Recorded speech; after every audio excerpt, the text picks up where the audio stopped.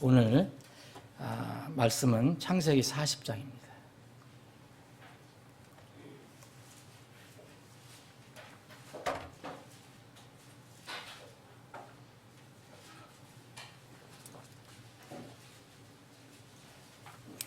(1장) 1절부터 23절 끝절까지인데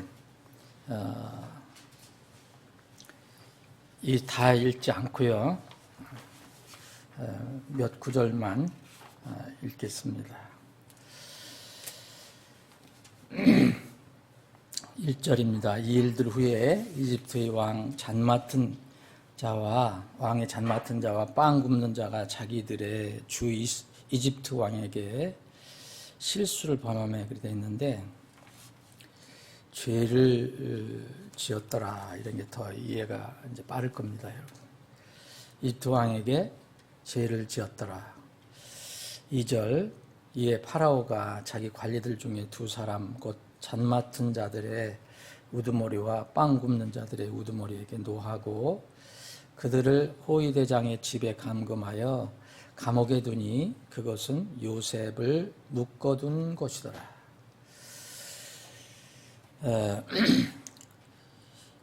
5절입니다. 감옥에 묶여있던 이집트 왕의 잔 맡은 자와 빵 굽는 자가 다 꿈을 꾸되 각 사람이 하룻밤 사이에, 제가 조금 여러분들 이해 쉽게 읽겠습니다. 각각의 꿈 해석에 따라 서로 다른 꿈을 꾸었더라. 아침에 요셉이 그들에게 들어가 보니 그들이 슬퍼함으로 그가 자기 주인 집에 감금되어 자기와 함께 거하는 파라오의 관리들에게 물어 이르되 어찌하여 오늘은 당신들이 그리 슬퍼 보이나이까 하니 그들이 그에게 이르되 우리가 꿈을 꾸었으나 그것을 해석할 자가 없도다 하거늘 요셉이 그들에게 이르되 해석은 하나님께 속한 일이 아니니까 청하건대 내가 그 꿈들을 고하소서 하니 잔 맡은 우두머리가 자기의 꿈을 요셉에게 고하여 이르되 보라 내 꿈에 포도나무가 내 앞에 있었는데 그 포도나무에 가지 3개가 있고 마치 싹이 나서 꽃이 피어 그 송이들이 익은 포도를 내는 것 같았더라. 내 손에 파라오의 잔이 있기에 내가 포도들을 따고 파라오의 잔에 그것들을 짜서 그것을 파라오의 손에 드렸노라 하니 요셉이 그에게 이르되 그 꿈의 해석이 이러하니 3가지는 사흘이니라. 그런데 사흘 안에 파라오가 당신의 머리를 들어 올리고 당신의 자리에 당신을 회복시키리니 당신이 예전에 그의 잔 맡은 자였을 때에 하던 것 같이 파라오의 잔을 그의 손에 건네주게 되리이다. 16절입니다. 빵 굽는 우두머리가 그 해석이 좋은 것을 보고 요셉에게 이르되 나도 꿈을 꾸었는데 보라 흰 바구니 3개가 내 머리에 있고 맨 위에 있는 바구니에는 파라오를 위하여 만든 온갖 구운 음식이 있었는데 새들이 내 머리에 바구니에서 그것들을 먹더라 하니라. 요셉이 대답하여 이르되 그 꿈의 해석이 이러하니 새 바구니는 사흘이니이다. 그런데 사흘 안에 파라오가 당신의 새 머리를 들어 올려 끊고 당신을 나무에 매달리니 새들이 당신의 살을 뜯어 먹으리다 하더라. 아버지 하나님, 오늘 2020년을 보내고 2021년 새해 첫 번째 주님께서 죄를 이기시고 죽은 자들 가운데서 부활해 주신 그 날을 기념하는 주일 아침입니다. 이런 복된 은혜를 저희들에게 여전히 허락해 주심을 감사합니다. 이 시간에 주님께서 우리에게 새해 첫 말씀을 주셨는데 이 말씀을 성경에 기록한 그대로 저희들이 말씀 앞에 부복해서 그대로 받아들이기를 원합니다. 아버지 하나님, 이 말씀 속에서 우리에게 주시고자 하는 교훈이 우리 사랑하는 지체들의 한 사람 한 사람 가슴 속에 깊이 새겨지는, 그래서 올 한 해도 말씀으로 믿음으로 승리하는 한 해가 되게 인도해 주옵소서. 거룩하신 예수님의 이름으로 기도합나이다. 아멘.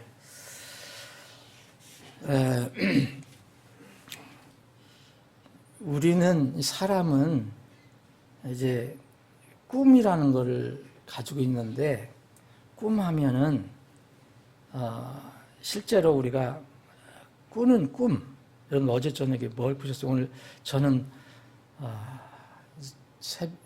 밤에 한번 쭉 잘 못 자요. 이제 나이가 들어서인지 중간에 이게 어떤 심하면 3번, 어떤 때는 2번, 어떤 때는 1번 깨거든요. 깨면은 깰 때마다 또 잘 때마다 또 꿈을 꿔요. 거의 대부분 기억을 못하는 게 많지만 어떤 것을 생생하게 기억하는 게 있어요. 근데 오늘도 분명히 새벽에 꿈을 꿨는데 지금 기억이 잘 안 나요. 어쨌든 근데 분명히 꿈을 꿨어요. 이런 꿈을 꿔요. 이런 물리적인 꿈이 있어요. 물리적인 꿈. 그러니까 이 잠자는 동안에 분명히 우리가 잠을 자는 동안에 깨어 있을 때와 같이 우리가 꿈속에서 활동을 해요. 어떤 사물을 보고 듣고 이런 정신적인 활동을 해요. 이게 굉장히 신비거든요. 저는 이제 천국에 가면은 꿈에 왜 꿈을 꾸는 건가, 또 꿈이 뭔가를 이제 알게 되면 굉장히 좋을 것 같은데 꿈이 정말 신비해요. 저는 여러분들은 모르겠지만 이런 참 놀라운 이 물리적인 꿈이 있어요. 매일 꾸는 꿈이 있는데 또 이제 이 꿈이란 그런 것을 비유적으로 얘기해서 어떤 사람의 마음에서 늘 품고 있는 장차 이루어지기를 원하는 그런 소망 혹은 이상, 어떤 계획 이런 것을 이제 또 꿈이라고 하잖아요. 근데 요새는 이제 부정적인 의미로 해서 이제 실현 가능성도 없는 거, 헛된 기대나 상식을 또 꿈이라고도 얘기해요. 근데 이 성경에는 꿈을 얘기하고 있어요. 꿈이 보통 많이 나오는 게 아니에요. 이 신약에서는 일단 이 요셉에게 꿈으로 이제 보여주신 다음에 이제 이 선교사들, 곧 영적 지도자들, 애들에게는 사역자들에게는 환상을 보여주셨지만 그 다음부터는 꿈이 이제 사라집니다. 근데 이 구약에는 참 꿈이 많아요. 성경이 완성되지 않았을 때 하나님께서는 꿈으로도 말씀해 주시고 환상으로도 말씀하시고 여러 가지 얘기하시는데 오늘 우리가 보는 말씀은 꿈이 주제거든요. 꿈인데 꿈은 그러면 우리가 이 땅에서는 다 모를 것 같아요. 그래서 꿈을 언젠가 한번 여러분들하고도 살펴봤는데 꿈을 잘 이렇게 다 찾아보니까 꿈은 왜 많이 꾸느냐면은 이제 저는 우리 집사람한테 만날 그런 얘기를 했거든요. 맨날 우리 생각 깊고 뭐 좀 잃어버리라. 그게 꿈이라면 그 말은 맞아요. 꿈은 일이 많아 생긴다고 그랬어요. 이 전도서 5장 3절에 보면 꿈은 일이 많아 생기고 어리석은 자의 목소리는 말이 많아 알려지느니라. 그러니까 말을 많이 안 하면 어리석은 자인지는 모르거든요. 근데 어리석은 자가 왜 알려지냐면 말이 많은 사람들은 어리석은 걸 알려져요. 근데 꿈은 뭐냐? 일이 많아 생긴다고 그랬어요. 그래서 그날 예를 들어서 뭐 무슨 교회 문제 때문에 막 골똘하고 기도하고 뭐 그날 어떤 비슷한 꿈이 꾸여져요. 네. 뭐 교회가 나오고 뭐 그런 게 나와요. 근데 어느 때는 전혀 다른 게 나와요. 그래서 이게 도대체 뭐냐 모르겠어요. 모르겠는데 어쨌든 성경에서는 그렇게 얘기해요. 그래서 꿈이 많고 말이 많으면 헛된 것도 많게 되나니 오직 너는 하나님을 두려워하라 그래요. 하나님 두려워하라. 이건 전도서 5장 7절. 전도서 5장이 꿈에 관해서 얘기를 하잖아요. 그러니까 꿈을 꾸는 것과 결국 하나님을 두려워하는 것을 비교해요. 그러니까 꿈을 꾸는 것, 많은 생각을 하고 많은 일이 많고 그래서 꿈이 많고 일이 많으면 헛된 것도 많게 되니까 오직 너는 하나님을 두려워하라 이렇게 얘기해요. 그러니까 꿈과 일이 하나님과 연결되면 그건 괜찮은 건데 엉뚱한 꿈을 많이 꾼다는 거예요. 사람들이. 엉뚱한 꿈. 그래서 오늘 이 창세기 40장에 나와 있는 이 꿈 이야기는 여기서 뭐라 하냐면요. 해석은 하나님께 속한 일이라고 그랬어요. 이것도 분명히 하나님께 주신 거라고 저는 믿습니다. 여기에 이 꿈을 어떻게 이해할까? 여기에 이제 주인공은 여러분 아시는 것처럼 요셉입니다. 요셉은 한마디로 말하면 꿈의 사람이라고 할 수 있어요. 꿈꾸는 자라고도 할 수 있어요. 꿈의 사람. 이 요셉은요, 꿈 때문에 세상 말로 하면 망했고, 또 꿈 때문에 세상 말로 하면 성공했어요. 꿈 때문에 인생에 고난이 찾아왔고, 이 꿈 때문에 인생에서 고난을 벗고 어떤 성공의 길로 갑니다. 요셉의 출생은 여러분 잘 아시는 것처럼 창세기 그 앞에 부분에 30장에 나오는데 이 모친 라헬의 아들이잖아요. 근데 그래서 아들을 더 얻지 못하고 전전긍긍하다가 하나님께서 라헬의 태를 열어주셔서 아들을 잉태케 해주셔서 낳은 아들이 요셉이에요. 그래서 그 어머니가 이름을 앞으로 얘 요셉 말고 또 주실 거야. 나에게 또 다른 아들을 주실 거야. 그래서 증가해 주실 거야. 그래서 영어로 increase라는 말을 써서 이제 더하다, 증가하다라는 말이에요. 뭔가 더해진다는 의미예요. 요셉은. 다른 아들을 내게 요셉뿐 아니라 요셉 주셨으니까 나 다른 아들 주실 거야. 이렇게 고백을 하고 그 이름을 그래서 요셉이라고 줬어요. 근데 요셉은요, 성경에 나와 있는 예수 그리스도의 구약에는 예수 그리스도 이름이 없잖아요. 근데 예수 그리스도가 다 들어있어요. 네? 내 성경을 상고하라. 정말 깊이 탐구하라. 이는 너희들이 성경에서 영원한 생명 얻는 줄 생각하거니와 그 성경은 나에 대하여 증언하느니라 했어요. 그러니까 예수님께서 말씀하실 때는 신약이 다 쓰여지지 않은 상황에서 말씀하셨으니까 이 구약을 얘기하시는 거예요. 구약의 이 말씀이 예수란 이름이 하나도 없어요. 여호수란 이름 이외에는 상징적인 것 이외에는 없어요. 예수 그리스도는 없어요. 근데 예수님이 나에 대해 증언하는 것이라 얘기했어요. 그럼 여러분 오늘도 여기에서 이것을 여러분들 교훈적으로 찾는 자는 복이 있는 겁니다. 꿈의 사람 요셉을 하나님께서 어떻게 쓰셨는가? 요셉은 여러분들 아시는 것처럼 이제 고난이 언제 시작이 됐느냐면 인생의 고난이 17세에 시작됐어요. 우리나라 나이 같으면 18세나 19세 정도 되겠죠. 그럼 이때가 뭘까, 여러분? 요셉처럼 청년 17세, 18세 때는 요셉처럼 물리적인 고통을 겪지 않아도 이제 뭘 시작하느냐 하면은 정신적으로, 심리적으로 뭔가 무거움을 느끼기 시작하는 시대의 시점이 돼요. 그러니까 곧 뭐냐면 인생의 본질을 이제 느끼기 시작하는 그런 때라는 거예요. 그래서 여러분 청년 때 구원받기가 힘들지만 또 반대로 청년 때 구원받기 쉽습니다. 나이가 많이 들면 완고해져서 구원받기가 어려워질 수 있어요. 이 17세 이후부터는 사는 것이 만만치 않다라는 것을 느끼기 시작해요. 녹록치 않다. 인생을 어떻게 살 것인지 고민하게 되고 또 걱정하는 때가 돼요. 인생에 대해서 아무것도 모르는 때는 혹시 물리적으로 어려움을 당해도 인생이 무거움을 못 느껴요. 제가 말씀을 준비하면서 제가 이제 어렸을 때 한번 상기를 해봤어요. 저는 1950년대 초반에 태어난 사람이기 때문에 그때를 한번 생각해 봤어요. 지금으로부터 한 거의 70여 년 전에 한번 생각해 봤어요.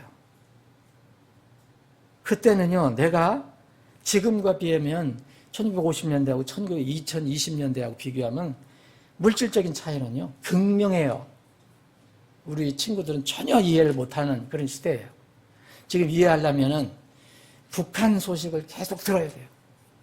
북한 소식. 거의 지금 우리나라 60년대. 잘해야 70년대도 안 돼요.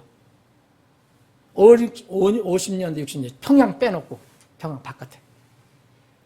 이런데 삶. 그때 제가 분명히 먹고 사는 게 어려웠다는 것을 알아요. 지금 기억. 네. 분명히 넉넉지 않았어요. 그런데 그때 내가 인생에 대해서 고민을 한 적이 있었나? 전혀 없었어요. 그냥 매일매일 살아갔어요. 네? 뭐 매일매일 그렇게 살아갔어요. 왜 그랬냐? 부모님이 있었고, 또 가족의 돌봄을 받았고, 또 아직 어렸어요. 뭘 깨닫지 못했어요. 17세, 18세가 되지 않았어요. 근데 저도 그때쯤 될 때, 정확한 때는 모르지만, 그때부터는 뭔가 고민을 하기 시작했어요. 내가 고생하는 우리 어머니를 도와서 돈도 벌어야 되겠고, 뭐도 해야 되겠다. 이런 고민을 시작했어요. 전에는 전혀 몰랐어요. 요셉은 청년이 되었을 때 물리적인 고난과 함께 정신적인 고난이 시작됐습니다. 그런데 내가 보기에는 정신적인 고난이 자기가 인생의 본질을 깨닫고 이렇게 그런 게 아니었어요. 응? 형제들로부터 뭔가 어려움을 당해서 정신적인, 심리적인 고난을 받기 시작한 거예요. 요셉이 미움을 받게 된 두 가지 인생의 고난이 시작된 두 가지 원인이 있어요. 첫 번째는요, 집에서 시작이 됐어요. 아버지가 아들을, 이 야곱을, 아버지 야곱의 총애를 받기 시작했어요. 네? 이 아들이 많은데, 그래서 부모들은 조심해야 돼요. 아들 많은 사람들은. 눈에 띄도록 총애를 한 거예요. 성들은 그거 안 입히고, 이 요셉은 예쁜 채색 옷, 요새 같은 남자야 뭐 색동저고리 안 입잖아요, 요새. 근데 어쨌든 뭐 어떤 채색 옷, 아주 아름다운 채색 옷을 지어서 입혔어요. 이게 문제가 됐어요. 37장 뒤로 가서 한번 보시래요. 두 번째는 왜 고난이 시작됐느냐. 꿈을 꾸어서 시작이 됐어요. 여러분 37장에 보시면, 창세기 37장에 보면 이 요셉이 이 절에 보면 17세가 돼서 이렇게 나오잖아요. 그때부터 이제 고난이 시작되는 거예요. 그런데 이 꿈을 꾼 게 또 결정적으로 인생의 고난이 시작되게 된 거예요. 꿈을 두 번 꿨는데, 꿈의 사람이요. 꿈을 꿨는데 이 꿈 이야기를 한 바람에, 그냥 가지고 있었으면 덜 했을 건데, 이 꿈을 토설한 바람에 형제들한테 얘기하고 나중에는 부모들한테도 다 얘기한 바람에 온 가족의 미움을 받기 시작했어요. 한번 읽어보세요. 첫 꿈은 뭐였습니까? 여기 37장 5절부터 여기 5절에 보면 요셉이 꿈을 꾸고 그 꿈을 자기 형들에게 고하며 그들이 그를 더욱 미워하더라. 근데 이 꿈이 뭐였어요? 이것도 이 요셉이 정확하게 설명을 해요. 이 곡식단들이 있는데, 우리가 들에서 곡식단을 묵는데, 내 단이 일어나서 똑바로 서고, 형들의 단은 전부 열을 져갖고서 자기한테 경의를 하더라는 거예요. 굽신거리면서 경의를 표하더라는 거예요. 여기 경의라고 표현한 오베이선스는 이렇게 순종한다는 그런 뜻이에요. 이렇게 하더라는 거예요. 그러니 여러분 형들 들어보면 기분 좋아요, 안 좋아요? 안 좋잖아요. 꿀밤도 먹고 아마 얻어맞기도 했을 거예요. 응? 이게 버릇없는 녀석이 말이야. 예? 근데 이게 뭡니까? 여러분, 우리는 성경을 읽는 거예요. 이게 춘향전 읽는 게 아닙니다. 예언서를 읽고 있어요. 하나님의 예언의 말씀을 읽고 있어요. 그래서 아주 되게 미움을 받기 시작했어요. 그런데 또 다른 꿈을 꿨다고 나와요. 9절에 보면. 그 꿈을 자기 형들에게 고하여 이르되 보소서. 내가 또 꿈을 꾼즉 보소서. 해와 달과 11별이 어떻게 정확하게 얘기하는지. 자, 해와 달 그리고 별도 11별 11별이 내게 경의를 표하나이다. 다 엎드리더라 하는 거예요. 이 꿈을 이 아버지하고 형들에게 구했어요. 그랬더니 그 사랑하는 아버지까지도 꾸짖어요.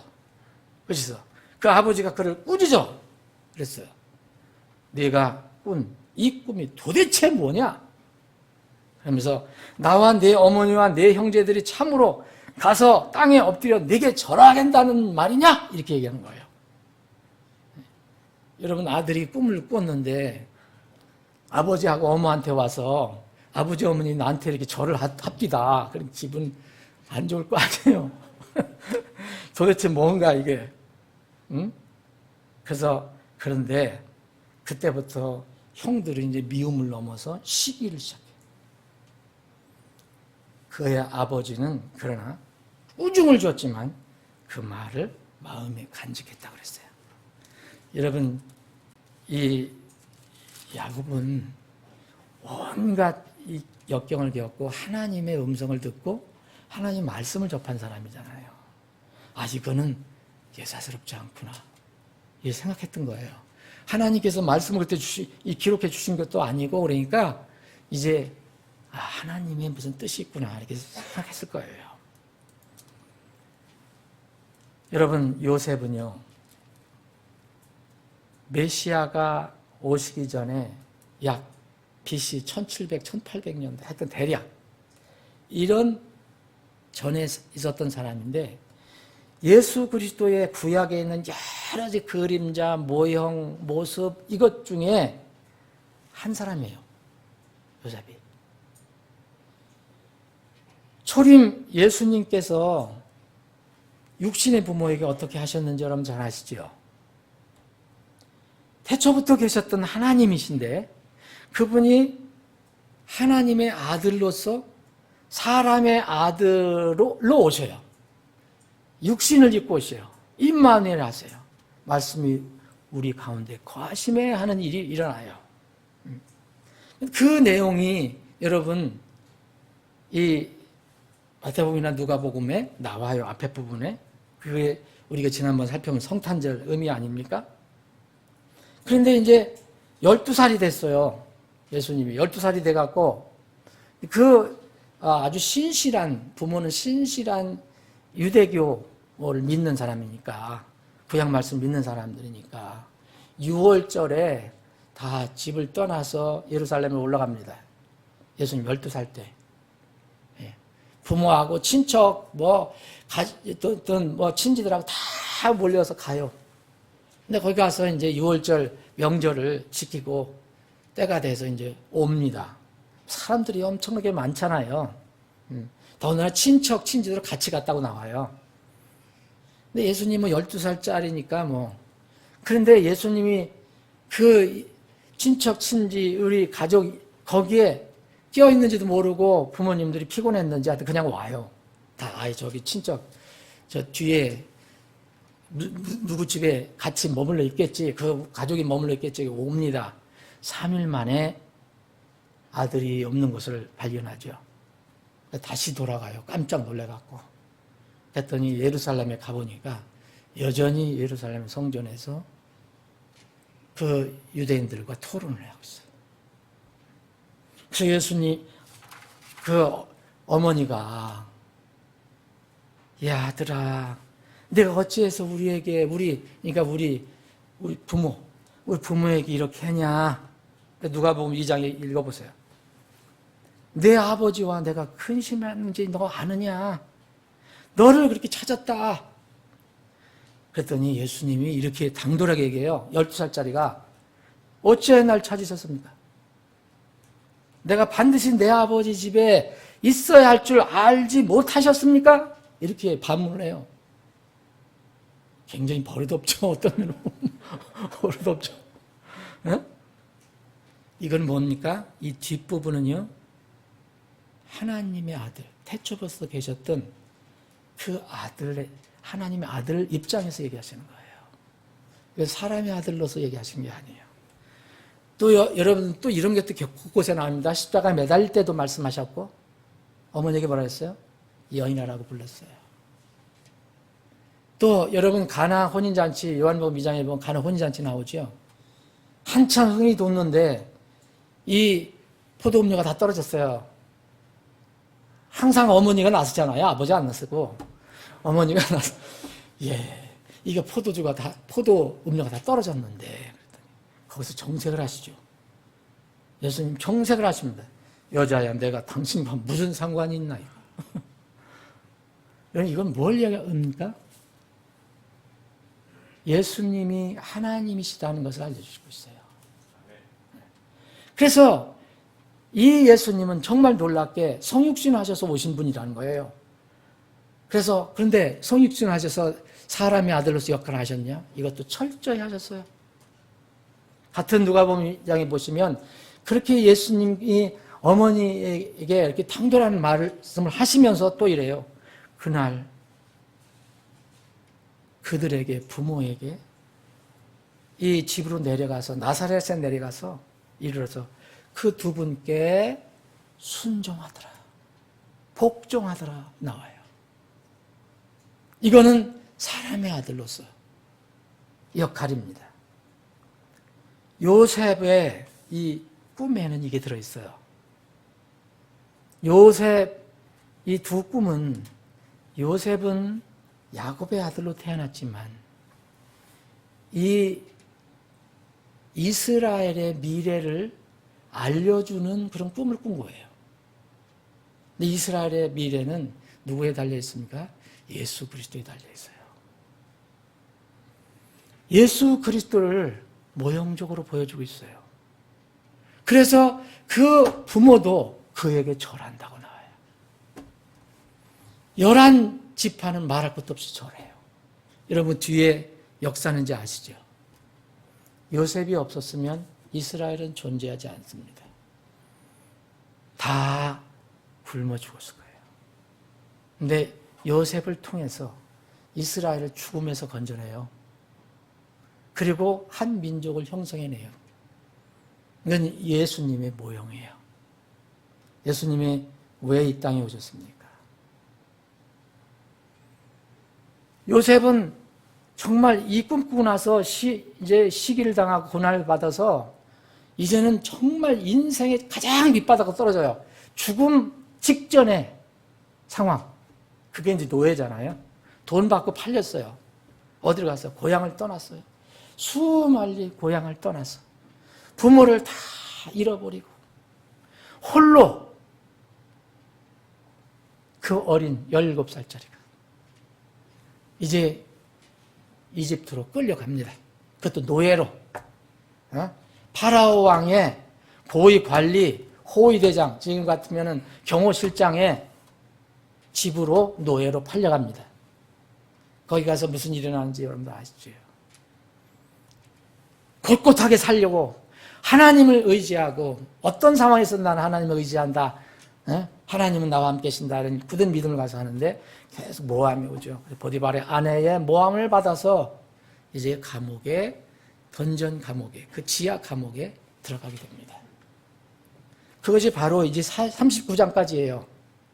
근데 이 40장에서 이야기는 뭐냐면, 이런 감옥에서, 그 춥고 힘든 감옥에 있는데 두 고위 관리가 떨어져 왔어요. 또 자기 방으로. 근데 세 사람이 있는 거예요. 근데 이 두 간수는 보통 간수가 아니에요. 파라오를 바로 옆에서 보좌하는 최측근이에요. 근데 이 두 사람이 어찌하다가 죄를 졌어요. 이건 실수했다고 그랬는데 실수보다는요, 죄를 진 거예요. 파라오에게. 어떤 법을 어겼든지. 예? 이제 이 두 사람이라는 것은 저희가 뭡니까? 하는 일이 파라오 왕이 먹는 것 중에서 고체로 되어 있는 것은 다 검토해서 먹어보는 거, 아니 시험하는 사람이에요. 이게 빵 굽는 자는. 그리고 이 옛날에 우리 개혁성은 술관원이라고 했는데 술이 아니고 마실 거는 다 검토하는 거예요. 예를 들어서 어떤 경우 옛날에 그런 일이 많았잖아요. 거기에 만약 독약이 들어갔다. 그럼 먼저 먹어보면 누가 먼저 죽어요? 그 사람이 죽어요. 굉장히 중요한 역할을 하는 거예요. 그러니까 가장 지근거리에 놓고. 근데 이 두 사람이 무슨 규율을 어겼던지 하여튼 뭐 그건 자세히 설명하겠는데 죄를 져갖고 이제 이 파라오 왕이 진짜 진노를 받아서 감옥에 갇히게 된 거예요. 꿈으로 세상에서 망한 요셉이 감옥에 갇힌데 이 두 사람이 들어왔어요. 그런데 이 두 사람이 그 차가운 감옥에서 꿈을 꿨어요. 그 꿈을 꿨는데 너무 신기해갖고 근심이 있잖아요. 그러니까 이 꿈의 사람 요셉이 왜 그러냐 그랬더니 꿈을 꿨는데 참 이게 힘들다 그랬더니 아니 그건 꿈의 해석은 하나님께 있는데 말해보라. 그래서 그 꿈을 이야기하는 거예요. 여러분 두 사람이 왕 옆에서 살던 두 사람이 똑같이 죄를 짓고 감옥에 갇혔어요. 감옥에 갇혔는데 또 이 두 사람이 똑같이 꿈을 꿨어요. 똑같이 꿈을 꿨는데 내용만 달라요. 이것을 꿈의 사람 요셉이 설명을 해줘요. 자, 요셉이 예수님의 모형이라면 예수님이 이 땅에 오셔서 세상에 전한 이야기는 뭐예요? 세상 사람들이 꾸는 꿈 이야기를 해석해 주실 거예요. 여러분, 모든 인생을 꿈은 꿉니다. 사람들은 다 꿈꿔요. 물리적인 꿈을 꾸고 그런 어떤 마음에 실현하고 싶은 어떤 소망 같은 꿈 다 있어요. 작든 크든. 근데 꿈의 해석자는 누구예요? 여기 요셉이 했지만 요셉은 하나님이라고 말씀하십니다. 하나님. 억울하게 누명을 쓰고 옥에 갇힌 요셉. 하나님께서 무관심하셨을까요? 요셉이 저렇게 된 거 모르고 계셨을까요? 천만에요. 하나님 다 알고 계셨어요. 이스라엘 백성을 위해서 이렇게 하신 거예요. 꿈 때문에 고난을 받은 요셉. 이번에는 꿈 때문에 고난을 벗어나게 해주시는 계획이 있어요. 잔 맡은 우두머리라는 것은 이제 그 왕이면 이집트의 제국의 그 왕이면 얼마나 대단하겠어요. 그러니까 그거 맡은 일만 해도 얼마나 많은 사람들이 있겠어요.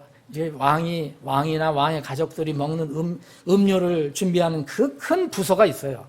그 중에서 여기 지금 나온 것은 우두머리를 얘기하는 거예요. 우두머리. 예. 이 우두머리가 꾼 꿈이 뭐냐? 바로 그거 얘기하잖아요. 자기가 얘기했잖아요. 내가 꿈을 꿨는데 포도나무가 나왔다. 포도나무도 심상치 않은 거예요, 여러분. 이 포도나무가 나왔는데 포도나무 가지에 3개가 있더라. 그래서 이제 내가 그 익은 포도를 파라오의 잔에 내가 포도들을 따서 파라오의 잔에 그것을 짜서 그 음료로 드렸다. 이게 꿈이에요. 네. 포도나무 가지 3개가 나왔는데 그 가지에서 달린 그 포도를 짜서 파라오에게 드렸다. 이게 꿈의 전부예요. 근데 이 사람은 뭐가 뭔지 모르죠. 근데 요셉은 어떻게 해석했습니까? 이게 요셉이 무슨 어떻게 해서 이게 해석이 나왔겠습니까? 하나님으로부터 받은 거죠. 꿈 해몽가한테 쫓아가서 받은 게 아니에요. 저기 청와대 뒤에 무슨 동이야? 그 동네에 있는 어떤 보는 사람한테가 찾아가서 받은 게 아니에요. 하나님이 뭔가 알려주신 거예요. 근데 또 한 사람은 또 똑같은 고위 관리인데 이제는 먹는 것을 다 총괄하는 그 부서의 머리예요. 그냥 빵 굽는 우두머리라고 했지만 그 사람이 빵을 굽겠어요. 이게 멋있게 해석을 해주는구나. 그래서 자기도 자기가 꾼 꿈을 얘기해 준 거예요. 그런데 이 사람이 꿈은 어떻게 했습니까? 16절에 보면 나도 꿈을 꿨는데 보라 바구니가 3개가 있더라. 바구니가 3개, 흰 바구니가 3개가 있는데 이 내 머리에 있고 이 바구니 제일 3개 위에 제일 위에 있는 바구니에 파라오를 위해서 많은 이게 빵을 구웠는데 먹을 것을 구운 음식이 있었는데 새들이 날라와서 이 내 머리에 제일 위에 있는 그 바구니에서 그 내 구운 빵을 다 먹어버렸더라. 쪼아 먹어버렸더라. 이게 17절이에요. 두 가지 공통점이 뭐냐면 3이에요, 3. 하나는 새 가지가 나와요. 여기는 새 바구니가 나와요. 이것을 어떻게 해석했느냐? 요셉은 3가지는 똑같이 해석을 해요. 3가지는 사흘이다. 3일이다. 새 바구니는 또 3일이다. 이렇게 해석을 해요. 그런데 하나는 포도에서 나온 즙이에요. 하나는 곡식에서 만든 어떤 구운 음식이에요. 여기가 차이가 있어요. 여기가 차이가 있어요. 또 하나는 포도에서 난 음료는 왕에게 드려져요. 받아져요. 왕이 받아요. 그런데 이 빵은, 구운 음식은 왕에게 가기 전에 뭐가 날라와서 다 먹어버려요? 새들이 먹어버려요. 이 정도만 하면 우리 교회 성도들은 벌써 다 알 거예요. 대부분 다 알 거예요. 새들은 뭘 의미하는지. 신약에서는 새는 그냥 자연적인 새 말고 영적인 의미를 가질 때는 마귀를 얘기합니다. 마귀. 여러분들 그래서 이 요한계시록에 큰 바벨론에 대한 그 계시가 나오잖아요. 17장, 18장, 요한계시록 18장에 보면 큰 바벨론에 관해서 얘기할 때 이렇게 나와요. 거짓 영들의 요새다. 그리고 뭐냐면 가증한 새들의 집이라 이렇게 얘기해요. 멸망받을 곳, 큰 바벨론이. 가증한 새들의 집이다. 이것은 무엇을 의미하는지 이제 여러분들 대략 알 겁니다. 이 한 사람은 사흘이 되었을 때, 그래서 여기 보면 20절에 보면 사흘째 되는 날 파라오의 생일이었어요. 그래서 생일날 모든 신하들의 잔치를 베풀 때 두 신하가 생각이 나서 두 사람을 다시 머리를 들어 올린다고 하면 그건 감옥에서 이렇게 갇혀서 있을 때 다시 꺼집어내는 거죠. 꺼집어내요. 그런데 잔 맡은 자, 포도 음료를 맡은 자는 복직시켜요. 살려줘요. 다시 생명을 줘요. 그런데 새들에게 바친 구운 음식을 만든 이 사람은 3일 만에 죽습니다. 나무에 매달려 죽어요. 예수님이 사형당했잖아요, 나무에. 이 사람은 스스로 이렇게 나무에 매달려 죽습니다. 두 사람의 운명이 이렇게 갈라져요. 저도 그렇지만 여러분들도 아니 이 요셉이 이게 꿈을 해석하는 거 보면 좀 첫 번째 해석은 좀 이렇게 하더라도 두 번째 해석은 좀 뜸을 들이면서 상처받지 않게 좀 해줄 만도 한데 직설적으로 해버려요. 당신 3일 만에 죽을 거야 이렇게 얘기해버려요. 이거 왜 그러겠어요? 이것은요 어떤 사람의 감정을 얘기하는 게 아니라 예언을 얘기하기 때문에 그래요. 무슨 예언입니까, 여러분? 사랑하는 여러분, 두 사람의 운명이 여기에 나와요. 두 사람의 운명. 두 사람은 다 똑같이 전에는 왕 옆에서 왕을 섬기고 보좌했던 사람이에요. 그런데 죄를 져요. 어느 날 갑자기 죄를 져요. 그래, 죄 때문에 진노를 받아서 감옥에 갇혀요. 거기서 그 죄 문제를 해결받지 못하면 영영 죽는 거죠. 그런데 꿈을 꾸잖아요. 그 죄 속에 있을 때 꿈을 꿔요. 감옥에서. 한 사람은 포도 음료 꿈을 꿔요. 한 사람은 바구니에 빵 꿈을 꿔요. 그런데 포도 음료 꿈은 포도에서 짜낸 즙이 왕에게 다시 드려져서 그를 받아들이는 꿈이고, 또 하나는 구웠긴 구웠는데 왕에 가기 전에 다 공중의 새들이 다 뜯어먹고 없어지는 꿈이에요. 공통적인 것은 3일이에요. 세 가지, 3일. 사랑하는 여러분, 3일은 무엇을 의미할까요? 인간의 전체적인 운명이라면. 요셉이 나와요. 요셉은 예수님의 모형이에요. 그렇다면 이제 이 하루는 우리의 하루가 아니라는 것을 알 수가 있어요. 베드로후서 3장 8절에 보면 사랑하는 자들아,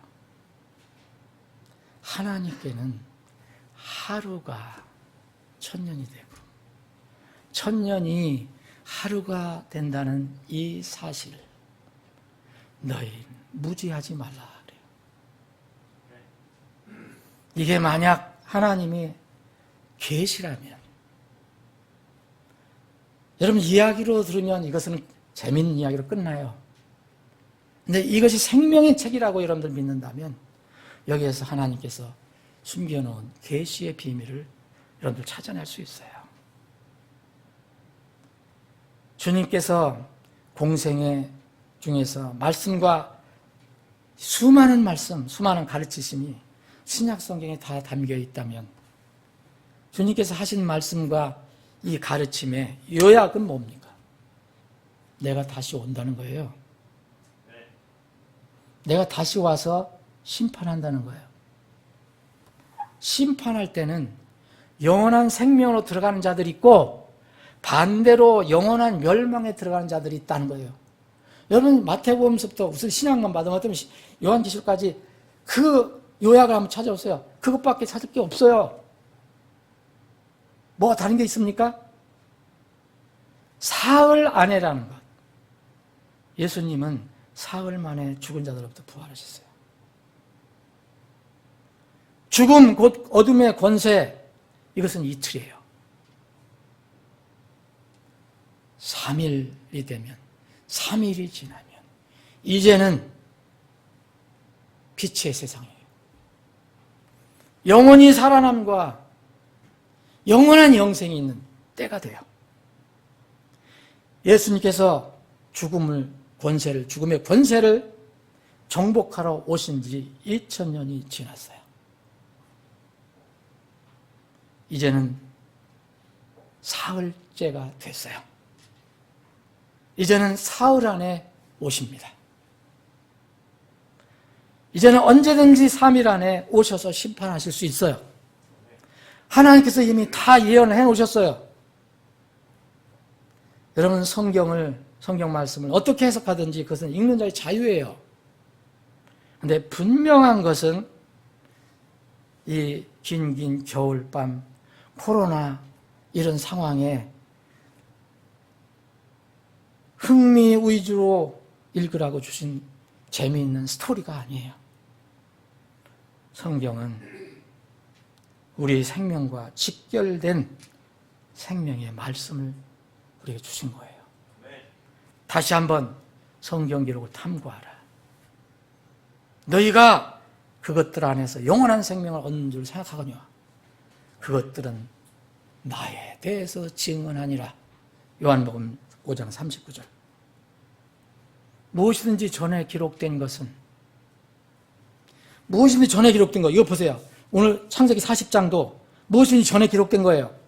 우리의 배움, 우리의 교훈을 위해서 기록되었으니 이것은 우리가 성경 기록의 위로와 인내를 통해 소망을 가지게 하려 합니다. 그래서 소망이 뭡니까, 여러분? 소망이 꿈이에요. 여러분, 아직 천국 여러분들 삶에 이르지 않았죠. 여러분들 아직 영화로운 몸을 바뀌지 않았죠. 여전히 우리에게는 꿈이에요. 근데 세상 사람이 갖는 꿈처럼 헛된 꿈이 아니에요. 우리는 분명히 이루어질 꿈이에요. 이것을 다른 말로 성경에서 환상 계시라고도 합니다. 비전이라고 하는 거예요. 그래서 잠언 29장 18절에 보면 환상 계시가 없는 곳에는, 거기에서는 환상 계시가 꿈이 없는 곳에서는, 말씀으로부터 약속받은 꿈이 없는 곳에서는 내 백성이 망하려니와, 백성이 망하려니와 법을 지키는 자는 행복하니라. 이 법이 뭐예요? 하나님 말씀이에요. 이게 꿈이에요. 그런데 이런 마지막 때에 보면요, 이런 현상이 일어나요. 하박국 2장에 보면 환상 계시를 너는 기록하라. 그 판두리에서 분명히 그것을 새겨라. 그래서 읽으라. 비록 그것이 더딜지라도 그것을 기다리라. 그것이 지체하지 아니하리니 그것이 반드시 오리라 그랬어요. 그런데 여러분, 스가랴서는 여러분 잘 아시는 것처럼 예수님의 재림, 지상재림을 예언한 장 성경이에요. 거기에 보면 스가랴서 13장 4절에 보면 어떤 사람들이, 준비하지 않은 사람이, 거짓 예언자들이, 믿지 않은 사람들이 자기 꿈을 부끄러워할 것이다라는 말이 나와요. 자기 환상, 자기 비전을 가지고 있었는데 그게 예수님 올 때는 부끄러운 거예요. 사랑하는 여러분, 마지막 때는요, 분명히 두 길밖에 없어요. 중간지대가 없어요.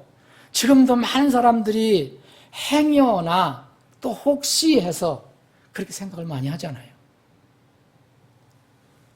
여기도 아니고 저기도 아닌 중간지대, 그런 것을 가르치는 종교도 있어요. 그런 기독교도 있어요. 그때가 오면 기회가 있을 것이라고 또 생각해요. 그렇게 가르쳐요. 성경은 절대 아닙니다. 두 길 이해는 없어요. 중간지대 없어요. 중도는 없어요. 세상 정치에는 중도는 있어도 하나님 말씀에, 마지막 인생의 모든 인류의 종결점에는 중도는 없어요. 땅의 티끌 가운데 잠자는 자들 중에 많은 사람이 깨어나 얼마는 영전한 생명에 이르고 얼마는 수치와 영존하는 지옥에 이르느니라. 이 말에 놀라지 말라. 무덤 속에 있는 모든 자들이 그의 음성을 듣고 나올 때가 오고 있나니, 선을 행한 자들은 생명의 부활로, 선을 행하는 게 뭐예요? 예수님의, 하나님의 말씀을 붙든 사람들이에요. 최소한. 악을 행한 자들은 하나님 말씀을 무시한 사람들, 자기 육만 생각한 사람들은 정죄의 부활로 나오죠. 생명, 정죄. 사망, 영생. 지옥, 천국. 하늘, 그리고 땅, 지옥. 이것밖에 없어요. 중간지대 없습니다. 말씀을 정리해 보겠습니다. 사랑하는 여러분, 2021년 첫째 주일에 나눈 오늘 말씀, 여러분에게는 무슨 영적 유익이 있어요? 여러분, 이 성경 말씀에서 위로와 소망을 여러분 찾을 수 있습니까? 여러분, 정말 생명을 얻었습니까? 영원한 생명은 반드시 예수님 통해서만 얻을 수 있는 거예요. 요셉이 해석을 해줘야 돼요. 요셉은 하나님이 해석하는 것을 전했어요. 해석은 하나님께 속한다. 어떻게 예수님께서 우리의 죄 문제를 해결해 주셨습니까? 우리에게 어떻게 영생을 주셨습니까? 그분이 대속의 피를 흘려주셨기 때문에 그래요. 그 감옥에 갇혔던 그 잔 맡은 관원은 똑같아요. 빵 굽는 관원하고 똑같은 사람이었어요. 똑같은 죄인이었어요. 그런데 딱 하나 다른 것은 포도에서 나온 그것을 드렸다는 거예요. 차이는 그것뿐이에요. 여기서 바로 잔 맡은 우두머리가 예표하는 것은 죄인들이 예수님의 피를 통해서만 살 수 있다는 것을 알게 되는 거예요. 이것은 죄들의 사면을 얻게 하려고 많은 사람을 위하여 흘린 나의 피, 곧 새 상속 언약의 피니라. 만찬 때 주님이 하신 말씀이에요. 그분께서 우리를 어둠의 권능에서 건져내서 자신의 사랑하신 아들의 왕국으로 옮겨주셨으니 그분 안에서 우리가 그분의 피를 통하여 구속, 곧 죄들의 용서를 받았도다. 빵 굽는 우두머리가 상징하는 것은 뭡니까? 공중의 새가 뜯어먹었어요. 여러분, 우리가 추구하는 빵, 날마다 먹고 사는 거 필요합니다. 그러나 그 빵이 우리 영혼을 살릴 수 없어요. 세상의 물질, 곧 우리가 무엇을 먹을까, 무엇을 마실까, 무엇을 입을까 하면서 늘 눈에 보이는 육신의 세상에만 몰두하는 마음을 두는 사람을 상징하는 대표예요. 죽은 관원이 모형이 된 세상의 빵만 추구하는 사람들, 결국 어떻게 됐습니까? 평생 자기가 추구하던 육신의 양식과 물질이 공중의 새, 곧 마귀에게 다 뺏겨버리고 맙니다. 영혼에 관한 준비는 아무것도 하지 못했어요. 빵 굽는 우두머리는 3일 만에 죽음을 맞이하게 됩니다.